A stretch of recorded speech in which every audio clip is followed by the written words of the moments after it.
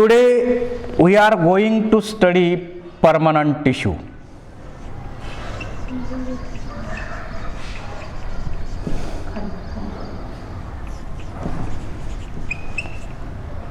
म्हणजे आपण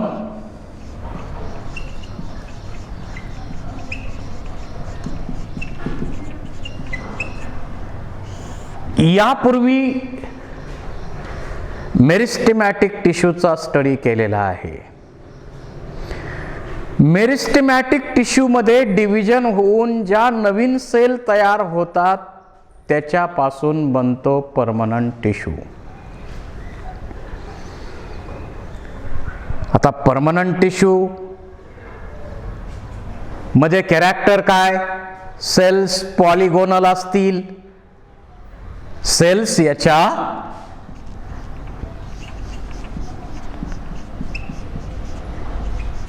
पॉलिगोनल असतील,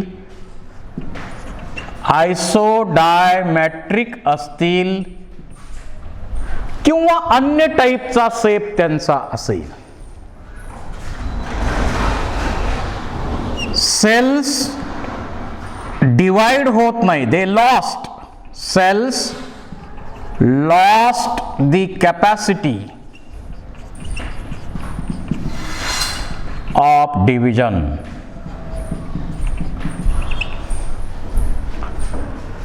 सेल्स मध्ये डिव्हिजनची कॅपॅसिटी लॉस झालेली असते.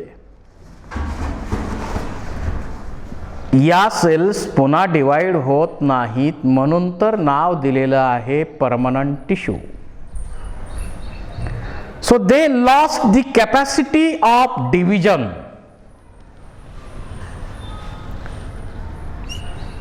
त्यानंतर या सेल्स मध्ये इंटरसेल्युलर स्पेसेस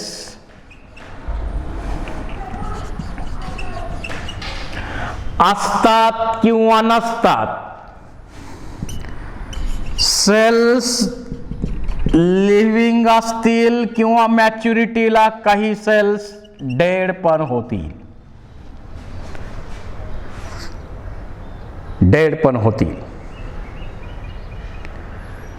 तर अशा काही मेन कॅरेक्टर्स या परमनंट टिश्यूच्या आहेत. या परमनंट टिश्यू मध्ये पुन्हा दोन मेन टाईप केलेले आहेत. एक आहे सिंपल टिश्यू आणि सेकंड आहे कॉम्प्लेक्स टिश्यू. सिंपल टिश्यू म्हणजे जर या परमनंट टिश्यूच्या सेल्स एकाच टाईपच्या असतील. If a permanent tissue is made up of only one type of cells, it is called as simple tissue, and there are so many types of simple tissues like parenchyma, collenchyma, and third is sclerenchyma. आणि complex tissue म्हणजे काय? If a permanent tissue is made up of many types of cells. If permanent tissue is made up of many types of cells, it is called as complex tissue. म्हणजे एकाच टाईपच्या सेल्सनी permanent tissue बनला असेल तर simple tissue, आणि अनेक टाईपच्या सेल्सनी जर हा परमनंट टिश्यू बनला असेल तर त्याला म्हणायचं कॉम्प्लेक्स टिश्यू. Complex tissue. बघूया आपण आता सिंपल टिश्यू सुरुवातीला. सिंपल टिश्यू बद्दल काय सांगितलंय आपण? एकाच टाईपच्या सेल्सनी हा टिश्यू बनलेला असतो आणि याचे कॉमन एक्झाम्पल काय सांगितलेले आहेत? पॅरेनकायमा, कोलेनकायमा आणि स्क्लेरेनकायमा. याच्यामधला सर्वात पहिला टाईप जो आहे तो आहे पॅरेनकायमा. सर्वात मेन टाइप जो आहे तो पॅरेनकायमा आहे. This is the type of tissue, simple tissue, which is present in all parts of the plant body. सर्व पार्ट मध्ये कॉमन असलेला, सगळीकडे डिस्ट्रीब्यूट झालेला सिंपल टिश्यू कोणता आहे? तर तो आहे पॅरेनकायमा. मग सेल्स याच्या पॉलिगोनल असतील, आयसोडायमेट्रिक असतील किंवा आणखी इलॉंगेटेड असतील, variety of shape is present. आता सेल वॉल तर आपल्याला माहिती आहे याच्यामध्ये असणारच आहे आणि पेक्टोसेल्युलोजनं सेल वॉल बनलेला असतो. हा लिव्हिंग टिश्यू आहे. याच्यामध्ये दोन सेलच्या मध्ये आपल्याला गॅप दिसतात.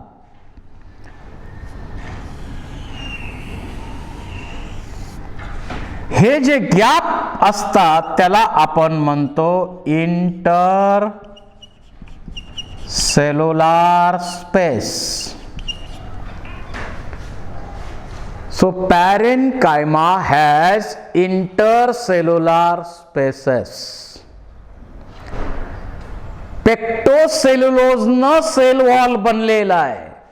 हा लिव्हिंग टिश्यू आहे, सिंपल टिश्यू आहे, सर्व ठिकाणी मिळणारा टिश्यू आहे. जसं एपिडर्मिस म्हटलं तर तिथंही पॅरेनकायमा आहे, कॉर्टेक्स म्हटलं तर तिथंही पॅरेनकायमा आहे, झायलम फ्लोयम या व्हॅस्क्युलर एलिमेंट मध्ये सुद्धा पॅरेनकायमा असतो आणि पिथ हा जो सेंट्रल रिजन असतो त्याच्यामध्ये पण पॅरेनकायमा आहे. म्हणजे सगळ्या ठिकाणी आढळणारा सर्वात कॉमन असणारा टिश्यू म्हणजे पॅरेनकायमा. सर्व ठिकाणी आढळणारा हा टिश्यू आहे पॅरेनकायमा. या पॅरेनकायमाचा पर्पज काय त्याच्याप्रमाणे आपण याचे टाईप केलेले आहे. For example 1 क्लोरेनकायमा.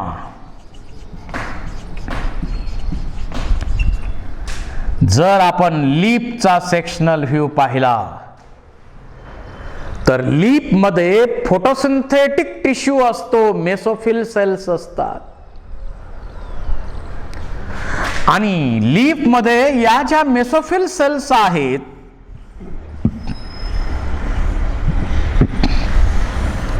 अशा इलॉंगेटेड मेसोफिल सेल्स आहेत, पॅलिसॅड टिश्यू त्याला आपण म्हणतो.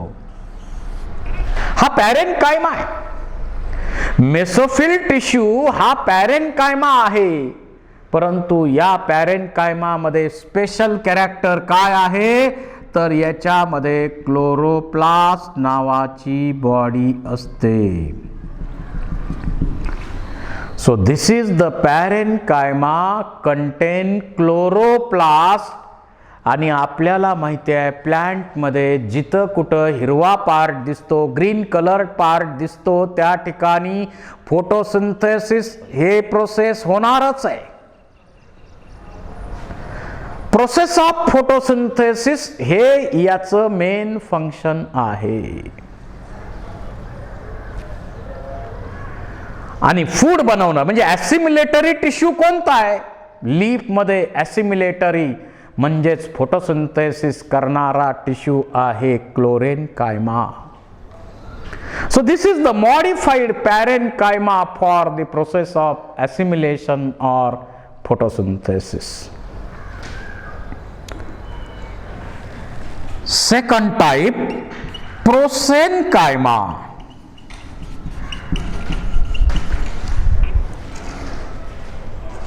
पेरिसायकल किंवा अन्य काही रिजनमध्ये जर आपण पाहिलं तर इथं पॅरेनकायमा हायली थिक असतो,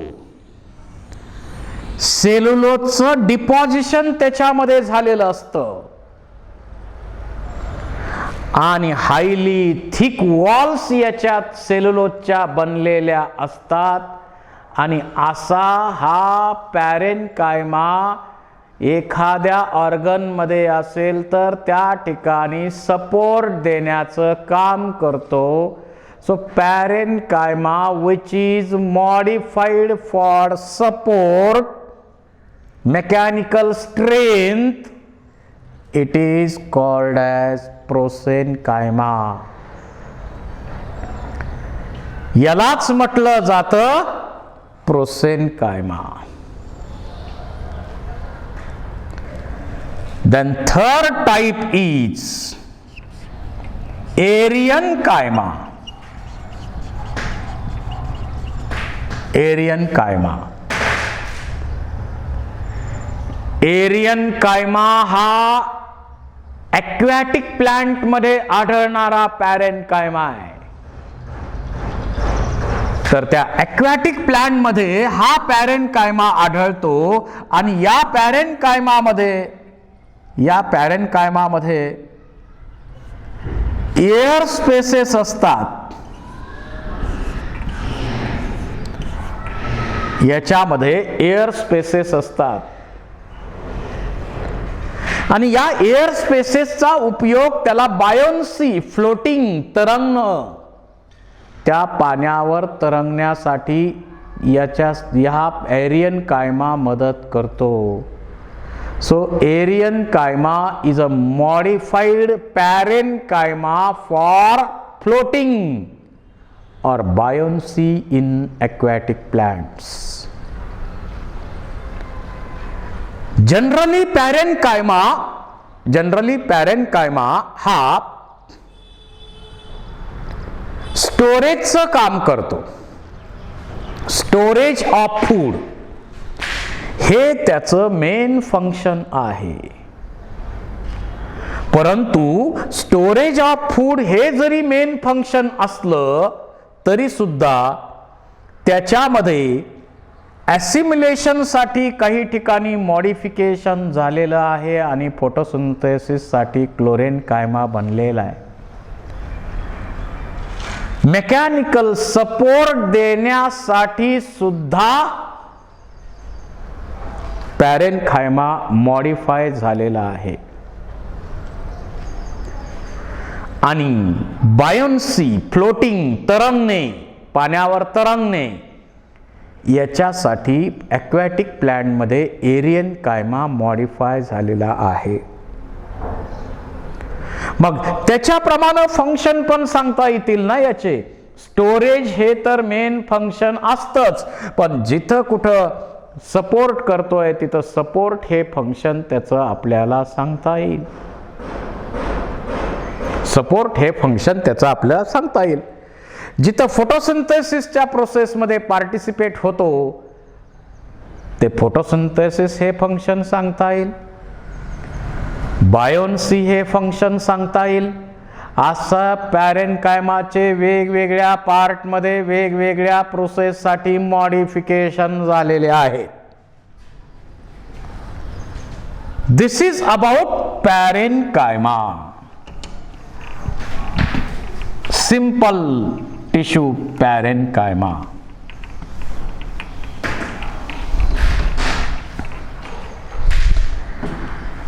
त्याच्यानंतर सेकंड टाइप याच्यामधला येतो कोलेनकायमा. कोलेनकायमा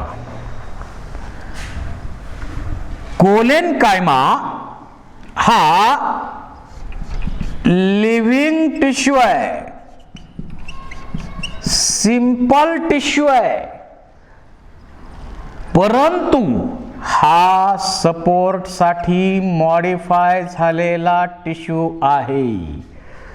बऱ्याच ठिकाणी यावर क्वेश्चन विचारलेला आहे. Which of the following is main living tissue. Modified for support, तर collenchyma is a living tissue modified for mechanical strength or support. याच्यामध्ये आता ही सेल आहे, ही दुसरी सेल आहे, ही तिसरी सेल आहे, ही चौथी सेल आहे. याच्यामध्ये तुम्हाला इंटरसेल्युलर स्पेसेस दिसत नाहीत. Intercellular spaces are absent. Intercellular spaces नाहीत आणि यांच्या सेलचे जे कॉर्नर्स आहेत, असे कॉर्नर जे आहेत ते हायली थिक असतात. यांचे कॉर्नर्स हायली थिक असतात. या सेल्स मध्ये जे कॉर्नर आहेत ते हायली थिक असतात. आणि हा थिकनेस कशाचा आहे?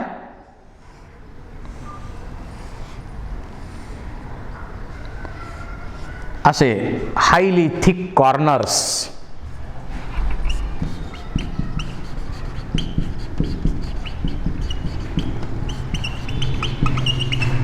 यांच्यामध्ये असतात. हायली थिक कॉर्नर्स यांच्यामध्ये असतात. हे थिक कॉर्नर कशाने बनलेली आहेत? हे बनलेले आहेत पेक्टिन, पेक्टिक कंपाऊंडने बनलेले आहेत. सेल्युलोज आहे, हेमी सेल्युलोज आहे. या कंपाऊंडनी हे कॉर्नर्स हायली थिक केलेले आहेत. ही सिंपल टिश्यू आहे, लिव्हिंग टिश्यू आहे, कॉर्नर थिक आहेत. पेक्टिक कंपाऊंड सेल्युलोज आणि हेमी सेल्युलोज यांनी ते थिकनिंग्स बनलेले असतात. काही ठिकाणी यांच्यामध्ये क्लोरोप्लास्ट असतात. Sometimes chloroplasts are present. जर यांच्यामध्ये क्लोरोप्लास्ट असतील तर या क्लोरेनकायमाचं एक फंक्शन या कोलेनकायमाचं एक फंक्शन आणखी सांगता येईल. कारण जिथं कुठं क्लोरोप्लास्ट असतील तिथं फोटोसिंथेसिस हे महत्वाचं फंक्शन असतंच. जिथं कुठं क्लोरोप्लास्ट आहेत तिथं फोटोसिंथेसिस हे फंक्शन असतंच. So sometimes the collenchyma contains chloroplast. If colenchyma contains the chloroplast, they perform the process of photosynthesis. फोटोसिंथेसिसची प्रोसेस ते करतात असा याचा अर्थ आहे. आपण जर डायकॉटची स्टेम पाहिली, समजा डायकॉटची स्टेम आहे, तर या डायकॉटच्या स्टेमच्या खाली इथं हायपोडर्मिस जी आहे ती कोलेनकायमानं बनलेली आहे. So hypodermal collenchyma is present in dicot stem, monocot मध्ये नाही. हायपोडर्मिस जो पार्ट आहे तो कोलेनकायमानं बनलेला आहे. कुणामध्ये? डायकॉट मध्ये. फंक्शन काय या कोलेनकायमाचं? कोलेनकायमाचे फंक्शन एकच आहे, मेन तर एकच फंक्शन आहे. काय? To give mechanical support, mechanical strength देणे, सपोर्ट देणे, हे मेन फंक्शन आहे कोलेनकायमाचं. परंतु जर त्याच्यामध्ये क्लोरोप्लास्ट असतील तर फोटोसिंथेसिस हे पण एक फंक्शन त्याचं असणार. त्याच्यानंतर थर्ड टाइप याच्यामधला आहे स्क्लेरेनकायमा. मग मेरिस्टेमॅटिक सेल पासून बनला असेल किंवा पॅरेनकायमा पासून बनला असेल, नंतर स्क्लेरेनकायमा. हा पण सिंपल टिश्यू आहे परंतु डेड टिश्यू आहे. आणि डेड टिश्यू असल्यामुळं मेकॅनिकल स्ट्रेंथ देणं हेच मेन फंक्शन आहे त्याचं.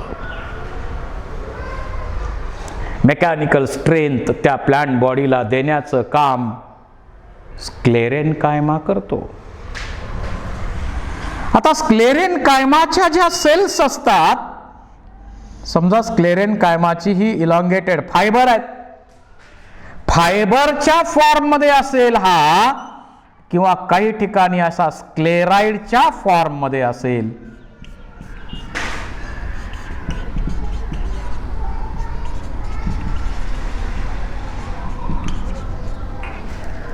फायबर्स किंवा स्क्लेराइडच्या फॉर्म मध्ये असतो हा स्क्लेरेनकायमा.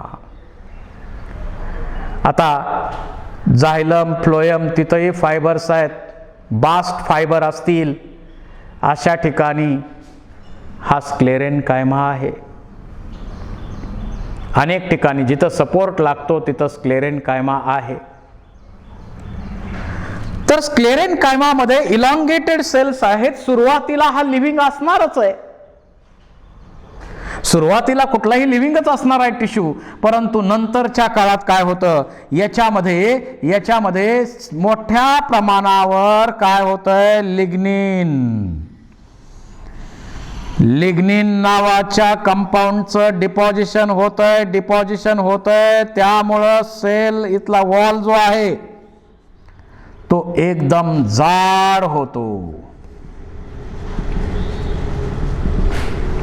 आणि लिग्निनच्या डिपॉझिशन मुळे याचा वॉल एकदम जाड झाला आणि याचा ल्युमेन, हा मधली स्पेस जी दिसते आपल्याला, या स्पेसला ल्युमेन म्हणतो आपण.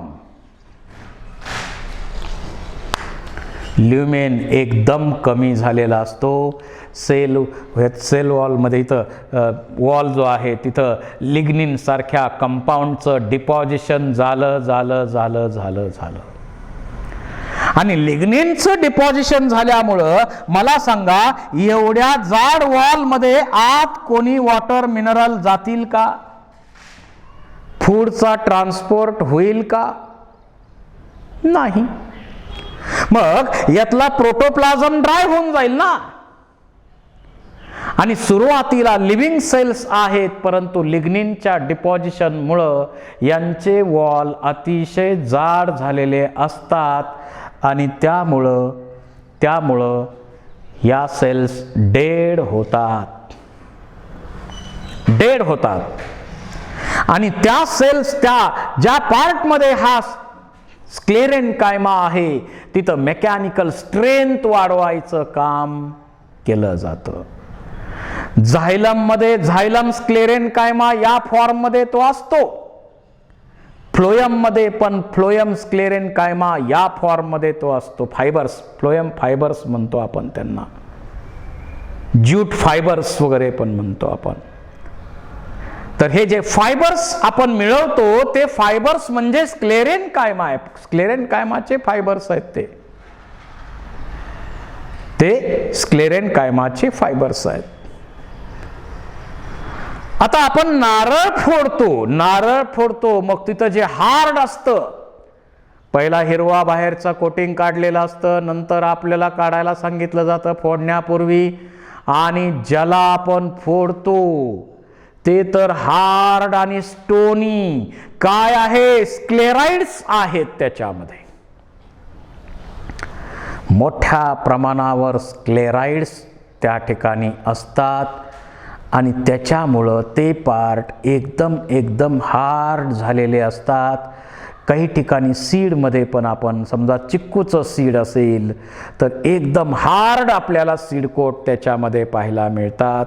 जिथं हार्ड मटेरियल सीडमध्ये वगैरे फ्रूटमध्ये दिसत असेल आपल्याला, ते तिथं स्क्लेराइड मोठ्या प्रमाणावर आहेत असा त्याचा अर्थ आहे.